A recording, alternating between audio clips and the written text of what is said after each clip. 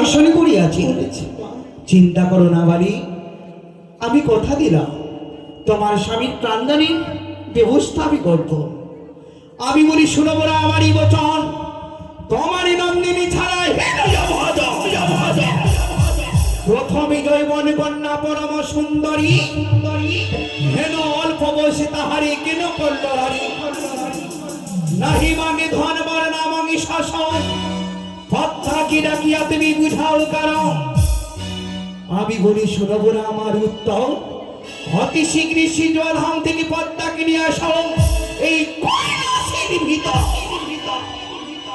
একটি সেবক ছিল চন্দ্রধর, তার সর্বনাশ করিল কিসের কারণে? মনসা একই দুই ছয় পুত্রকে পাঠাইছে আমারে, অবশেষে পাঠাইছে ওই লক্ষেশ্বরী।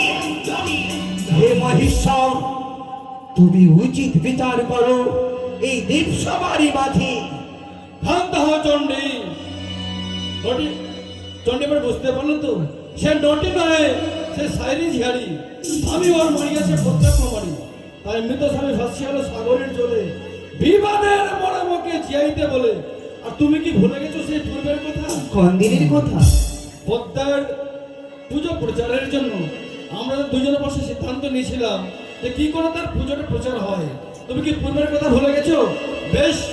হে প্রভু, মনসা কোনদিন বিশ্বমানের বিশ্বপূজিতা হতে পারবে না।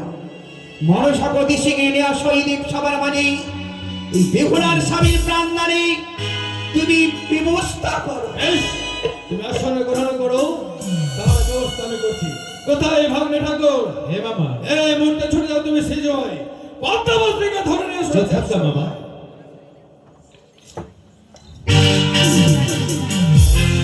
ওই কোথায় মনসা? আমার গল্পেশ্বর বুঝতে পারছো না? নারদা, সে কি নারদা? হ্যাঁ, আজই অসময়ে মম সিজধামে আগমন। অসময়ে হে, তোমাকে ছুটে যেতে হবে সিজুয়াতে করে ওই কৈলাস ধামে। পিতার আদেশ। আমি যেতে পারবো না দাদা। কেন? কেন যেতে পারবো না জানো? ওই মর্থের মানব চাঁদ সদাগর বেড়েছে হেতালের বাড়ি, তাই তো আমার সর্বঙ্গ জুড়ে জ্বর হয়েছে গায়ে। তার জন্য তুমি যেতে পারবে না? না দাদা। নারায়ণ নারায়ণ। ও মামা! এ ভাগ্নে ঠাকুর, রাম তো বছরের মামা। ভাগ্নে এ করে পদ্মাবতী কই? সেই পদ্মাবতী আসতে পারবে না। কেন? সিজুয়াতে করেই কৈলাস ধামে। তার নাকি সর্বাঙ্গে জ্বর। মামা, এ কি বলে ভাগ্নে? দেবীর নাকি আবার জ্বর ভাগ্নে হয়। বলো দেবীরা কি আবার জ্বর হ্যাঁ, হয়? জ্বর হয়েছে বলে আসতে পারবে না এই কৈলাস ধামে মামা। ভাগ্নে ঠাকুর, কোন দেব দেবতাদের জ্বর হয় প্রভু? সত্যি মামিমা? সে যখন পিতার কথা মনে করেছে কার্তিক গণেশকে সঙ্গে নিয়ে যাও, সে যদি সইছে না আসে জন্মদড়ি দিয়ে বেঁধে চুলের ঝড়ি ধরে টানতে টানতে টানতে বেশ, কোথায় পুত্র কার্তিক গণেশ? অতি শীঘ্রে যাও, এসো তোমরা এসো আমাদের মনসা। সঙ্গে নিয়ে আসবে।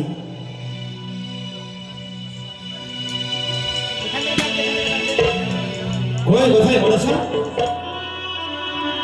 দাদা, চিনতে পারছো? পুনরায় এই আগমনে মম সিজুয়াসি করে কার্তিক দাদা, গণপতি দাদা, এসে দাদা মম সিজধামে আসন গ্রহণ করো। আসন গ্রহণ করতে আসেনি। তবে তুমি কৈলাস ধামে যাবে কিনা তাই বলো। কখনো নয় দাদা, যাবে না? আমি যেতে পারবো না। যদি না যাও তাহলে আমার কার্তিক গজনন্দা হস্তে বন্ধ করে জোর করে টানতে টানতে যাবে সেই কৈলাস ধামে। না দাদা, যাবে না? আমি কোথায় যেতে কার্তিক পারবো দা? না। কোথায় গজনন্দা? তার হস্তে দাদা, বন্ধন করো। তুমি বন্ধন দেবে না? আমায় ছেড়ে দাও, ছেড়ে দাও না, ছেড়ে দাও দাদা। আমি যে বন্ধনকে আমি সহ্য করতে পারি না, আমায় মুক্ত করো, মুক্ত করো। চলো চলো মনসা। ও কি হে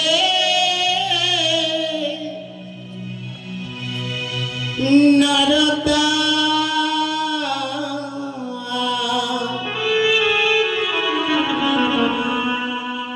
আজ কেন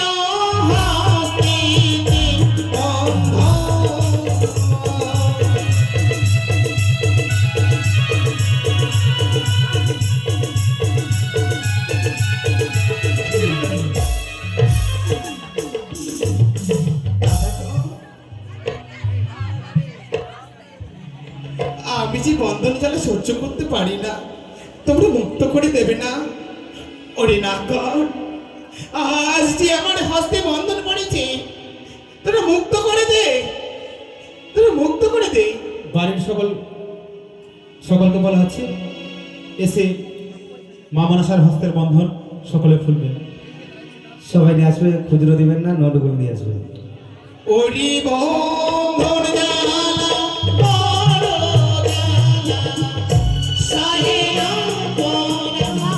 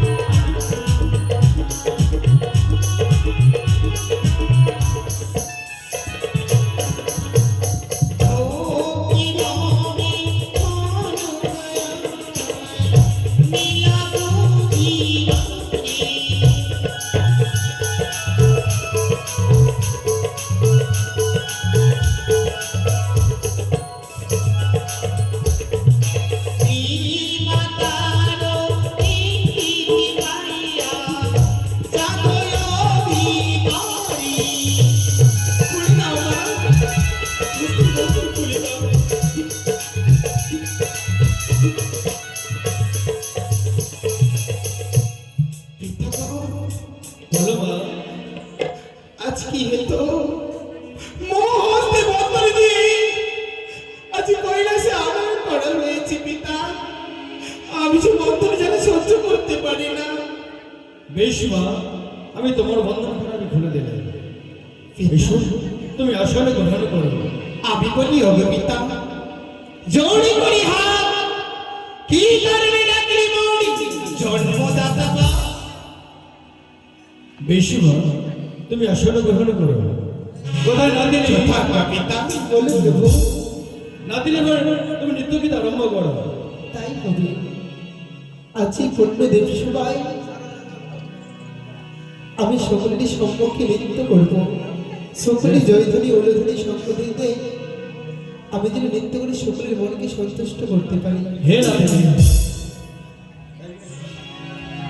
সবাই উঠো, নর্তকী লক্ষ্মী সরস্বতী সবাই নৃত্য করবে।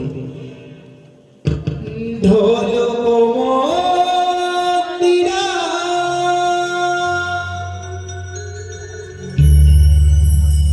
বিহারা দোতারা বীণা বাজে কো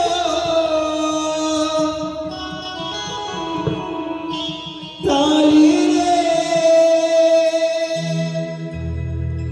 আহারে আহারে আহারে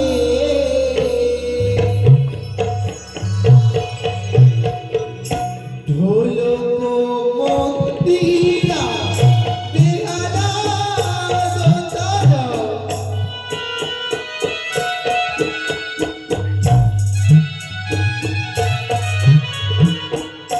ঢোলক মন্দিরা বেহালা দোতারা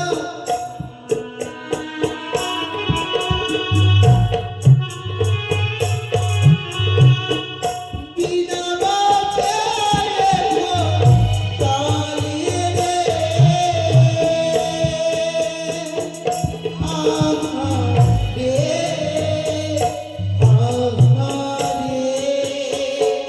আ